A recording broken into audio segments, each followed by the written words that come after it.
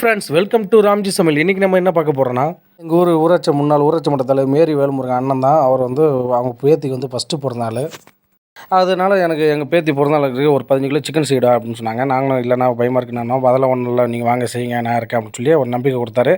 அப்புறம் நாங்கள்லாம் சமைக்க ஆரம்பிச்சிட்டோம். சரி ரைட்டுன்ட்டு நாங்கள் என்ன பண்ணிட்டோம், 15 கிலோ சிக்கனு, 15 கிலோ அரிசி, அதுக்கான பிரியாணிக்கான தேவையான பொருள் எல்லாத்தையும் ரெடி பண்ணிட்டோம். வெங்காயம் கட் பண்ணி வச்சு, புதினாவில் வந்து இப்போ வேறு ஒரு ஏதாவது ஒரு செடி இருக்கும், இல்லைன்னா புல்லு இருக்கும், அதெல்லாம் எல்லாத்தையும் இப்போ கரெக்டாக இப்போ சுத்தமாக எடுத்துக்கிட்டோம். ஏன்னா நம்மளுக்கு எப்பயுமே சுத்தம் தான் நம்மளுக்கு கரெக்டாக இருக்கும். இப்போ மாப்பிள்ளை பிரதீப் தான் என் கூட துணையாக இருந்து நல்லா கொஞ்சம் ஹெல்ப் பண்ணார். இப்போ வந்து 15 கிராம் பட்டை, 15 கிராம் கிராம்பு, 15 கிராம் ஏலக்காய் இதை போட்டுக்கிட்டாரு. எண்ணெய் நல்லா சூடாகிடுச்சு. இப்போ கிராம் நல்லா பொரிஞ்சு வந்துட்டுருக்கு. ஒரு அண்ணன் காவி வெஸ்ட்டு கட்டுறது தான் அண்ணன் வேல்முருகன். அவங்க மனைவி தான் அங்கே இருக்காங்களே, அவங்க தான் வந்து ஊராட்சி மன்ற தலைவர் மேரி வேல்முருகன். அது அவங்களுடைய பொண்ணு பாப்பா தான். இப்போ எல்லாருமே வந்து ஒரு சப்போர்ட்டாக இருந்து எங்களுக்கு வந்து நீங்கள் செய்யுங்க அப்படின்னு ஒரு நம்பிக்கை கொடுத்து ஆர்டர் கொடுத்துருக்காரு. அதுக்கு அண்ணனுக்கு வந்து ரொம்ப மனமார்ந்த ஒரு நன்றி தெரிவிச்சுக்கிறோம். அது இல்லாமல் இந்த சேனலுக்கு வீடியோலாம் எடுங்க, இன்னும் நல்லா பண்ணுங்கன்னு சொல்லி அவரும் ஒரு நம்பிக்கை கொடுத்தாரு. இப்போ நல்லா பட்டை, கிராம்பு, ஏலக்காய்லாம் நல்லா அழகாக பொரிஞ்சு வந்துட்டுருக்கு. அனல் வந்து ரொம்ப அடுப்பு வந்து இரும்பு அடுப்பு தான். அந்த அடுப்பு ரொம்ப ஹைட்டாக இருக்குது. ஆனால் அனல் சரியான முறையில் ஒழுகல, காற்று நல்லா அடிக்குது. அதனால் என்ன பண்ணாங்க, மறைவுக்காக அண்ணன் வந்து ஒரு ஹெல்ப் பண்ணார். பாருங்கள், இந்த மறைவுக்காக அந்த அட்டையை வந்து அப்படியே அழகாக ஓரமாக வச்சு காற்று அடித்தா அனல் எங்கேயும் போகாமல் சூப்பராக ஒரு வழி கொடுத்துட்டாரு. பாருங்கள், இஞ்சி பூண்டு எல்லாமே அரைச்சி வச்சாச்சு, வெங்காயம்லாம் அழகாக கட் பண்ணி வச்சாச்சு. இப்போ பட்டை, கிராம்பு, ஏலக்காய் எல்லாமே நல்லா பொரிஞ்சு வந்துடுச்சு. இப்போ மாப்பிள்ளை வந்து வெங்காயத்தெல்லாம் கட் பண்ணி வச்ச வெங்காயத்தெல்லாம் போடுறாப்புல. வெங்காயம் பொறுத்தளவுக்கு நல்லா பொடுசாக கட் பண்ணணும், அப்போ தான் நல்லா வதங்கி வரும். பிரியாணியை பொறுத்தளவுக்கு வெங்காயம் வந்து நல்லா பொன்னுரலாக இருக்கணும், அப்போ தான் இன்னும் நல்லா டேஸ்ட்டு கொடுக்கும். எந்த அளவுக்கு நம்ம வந்து பொன்னுரலாக வறுக்கிறோமோ அந்தளவுக்கு நல்ல ஒரு டேஸ்ட் கொடுக்கும். கண்டிப்பாக நீங்களும் இதே மாதிரி செஞ்சு பாருங்கள். ஒரு மெத்தடும் நாங்கள் கரெக்டாக சொல்கிறோம்.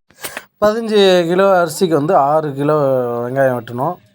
6 கிலோ வெங்காயம் இருந்தால் கரெக்டாக இருக்கும். நாங்கள் கொஞ்சம் இப்போ எக்ஸ்ட்ரா கொஞ்சம் போட்டுட்டோம் வெங்காயம், அதனால் கொஞ்சம் இதாக இருக்குது. ஏன்னா வெங்காயமும் ஒரு அளவு டக்குன்னு போட்டோடனே திடீர்னு இன்னொரு அளவு தெரியாமல் கொஞ்சம் போட்டுட்டாங்க. அதனால் கொஞ்சம் லைட்டாக கொஞ்சம் ஒரு 2 கிலோ போல் எக்ஸ்ட்ரா போயிடுச்சு.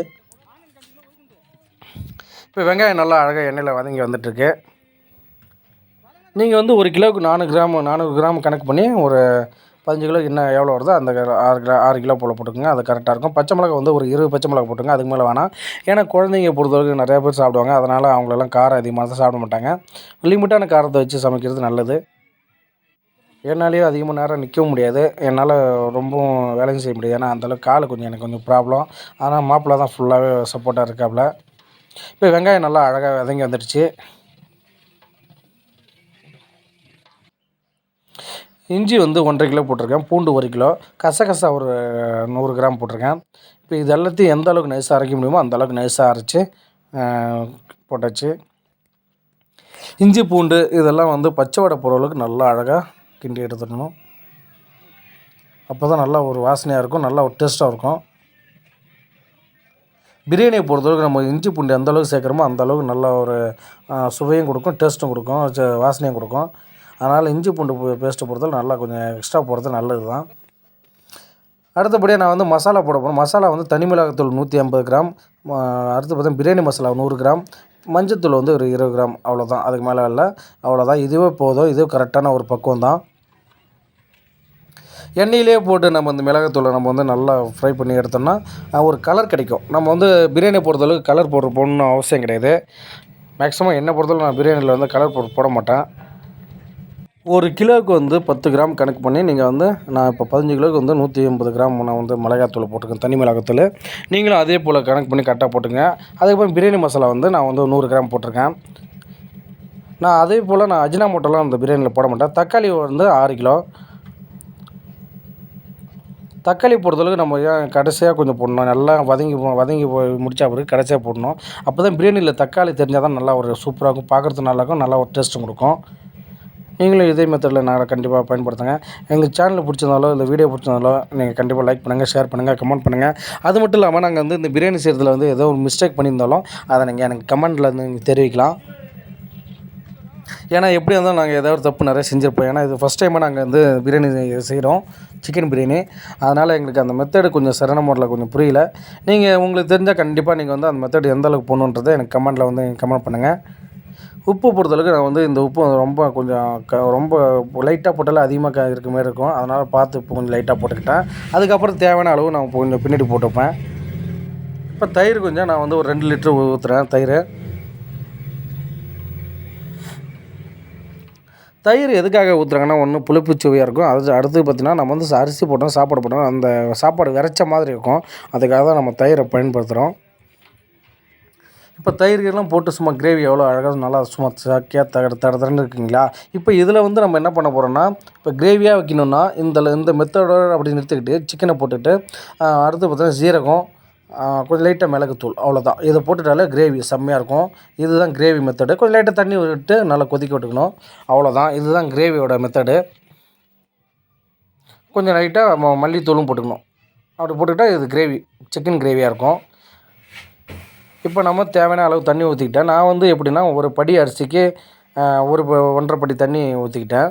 நீங்களும் அதே மெத்தடில் ஊற்றுங்க. இன்னும் கொஞ்சம் இதில் இன்னொரு மிஸ்டேக் என்னாச்சுன்னா, கொஞ்சம் லைட்டாக நாங்கள் கொஞ்சம் எக்ஸ்ட்ரா ஒரு அரை வாளி கொஞ்சம் தண்ணி ஊற்றிட்டோம். இப்போ அடுத்து பார்த்திங்கன்னா, மாப்பிள்ளை வந்து சிக்கன் வந்து நல்லா அலசி எடுத்துகிட்டு இருக்காரு.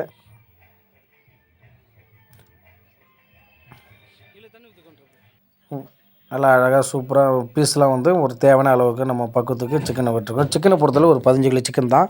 இப்போ மஞ்சத்தூளை போட்டு அலசுறோம். எதுக்காக மஞ்சத்தூளை போட்டு அலசுறோம்னா, அந்த கவுச்ச வடை வராது. ஏதாவது கிருமி இருந்தாலும் அதெல்லாம் செத்துரும். அதுக்காக தான் நம்ம வந்து மஞ்சத்தூளை போட்டு நல்லா அலசி எடுத்துக்கிறோம். இப்போ நல்லா அழகாக குழம்பு ரசம் நல்லா கொதித்து வந்துட்டுருக்கு. இப்போ இந்த டைமில் வந்து சிக்கனை போடணும். நம்ம ஆல்ரெடி முன்னாடியே சிக்கன் போடக்கூடாதுன்னு கேட்கலாம். முன்னாடியே போட்டோன்னா நம்ம வந்து பிரியாணி டைம் வந்து சிக்கன் ஃபுல்லாக கரைஞ்சிரும். அது கிடைக்காது அந்தளவுக்கு. அதனால தான் நம்ம வந்து நல்லா கொதி வந்த பிறகு சிக்கனை போடுறோம். சிக்கனை போட்டு ஒரு 5 நிமிஷம் நல்லா கொஞ்சம் லைட்டாக கொதிக்க விட்டுட்டு அதுக்கப்புறம் அரிசி போட்டோன்னா சிக்கன் ஃபுல்லாக அந்த பீஸ் ஃபுல்லாக உடையாது, எல்லாமே முழுசாகவே இருக்கும். அதனால் இந்த டைமில் நீங்கள் சிக்கன் போடுறது நல்லது. இப்போ சிக்கனை போட்டு கொஞ்சம் மூடி போட்டு கொஞ்சம் ஒரு 5 நிமிஷம் போல் நல்லா கொதிக்க விட்டுறணும். பார்த்தீங்கன்னா நம்ம கலர் போடுறது போல், ஆனால் எந்த அளவுக்கு நல்லா கலராக சூப்பராக இருக்குது பார்த்தீங்களா. இப்போ நம்ம அரிசி வந்து நம்ம 15 கிலோ அரிசி வந்து நல்லா ஊற வச்சு தண்ணியெலாம் இருத்தி வச்சுருந்தோம். அதை இப்போ நல்லா கொட்டிக்கலாம். அரிசியை பொறுத்தளவு நான் வந்து துளசி அரிசி தான் பயன்படுத்துகிறேன். நீங்கள் என்ன அரிசி யூஸ் பண்ணுறீங்க, இன்னும் என்ன அரிசி போட்டால் நல்லாயிருக்கும் அப்படின்றத எனக்கு கமெண்ட் பண்ணுங்கள். இப்போ நாங்கள் செய்கிற பிரியாணி வந்து சிக்கன் பிரியாணி பொறுத்தவரை இதெல்லாம் ஃபஸ்ட் டைமு. அண்ணன் தான் எங்களுக்கு நிறையா ஹெல்ப் பண்ணார். அண்ணன் தான் ஆர்டர் கொடுத்தாரு. அதனால் அண்ணனுக்கு வந்து எங்கள் சேனல் சார்பாக ஒரு நன்றியை தெரிவிச்சுக்கிறோம்.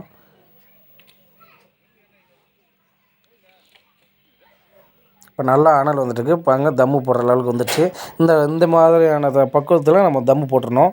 அதிகமாகவும் நம்ம வந்து ரொம்ப அனல் அதிகமாக அடியில் இருக்கக்கூடாது. ஆனால் நெருப்பெல்லாம் ஃபுல்லாக எல்லாத்தையும் எடுத்தாச்சு.